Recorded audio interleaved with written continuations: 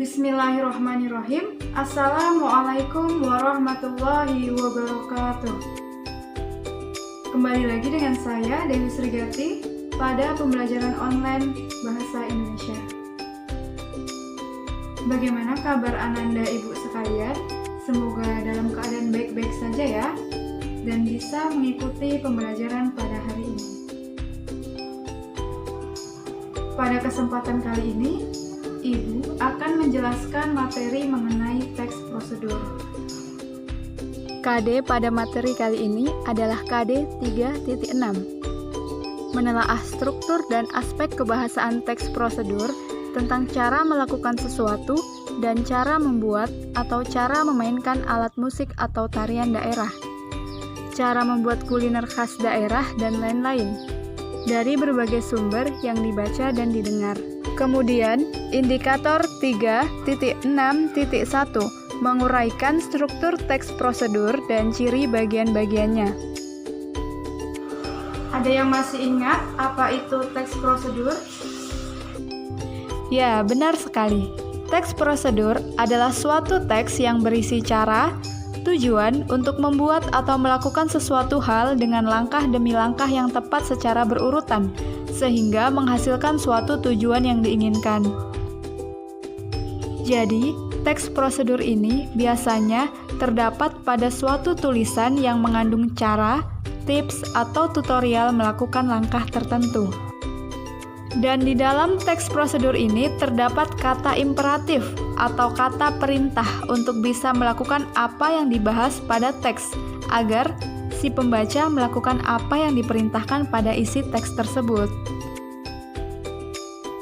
Struktur teks prosedur.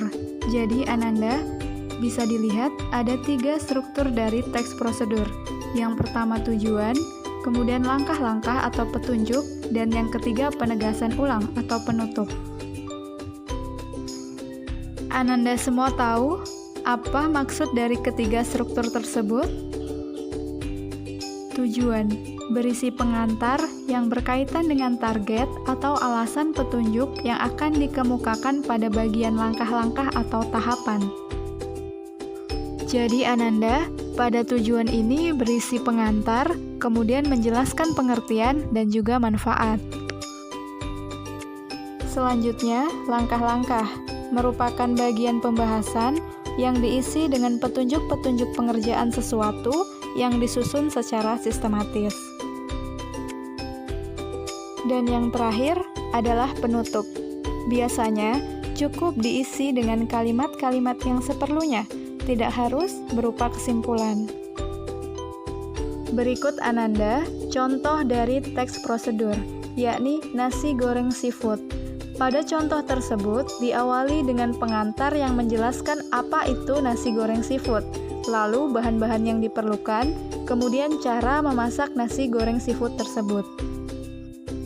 Jadi Ananda, pada contoh ini terdapat ketiga struktur teks prosedur, yakni tujuan, langkah-langkah, dan juga penegasan ulang. Selanjutnya, ciri-ciri teks prosedur. Teks prosedur ini mempunyai beberapa ciri, di mana ciri umumnya sebagai berikut. Yang pertama, adanya suatu tujuan dalam melaksanakan kegiatan atau juga langkah-langkah prosedur. Dan yang kedua, adanya suatu bahan yang diperlukan apabila suatu prosedur tersebut bertujuan untuk dapat membuat suatu produk. Lalu, yang ketiga, adanya suatu tata cara atau langkah-langkah yang harus dilakukan mengenai proses yang dilakukan. Kemudian yang keempat, adanya batasan suatu hal aturan yang harus dipatuhi di dalam proses.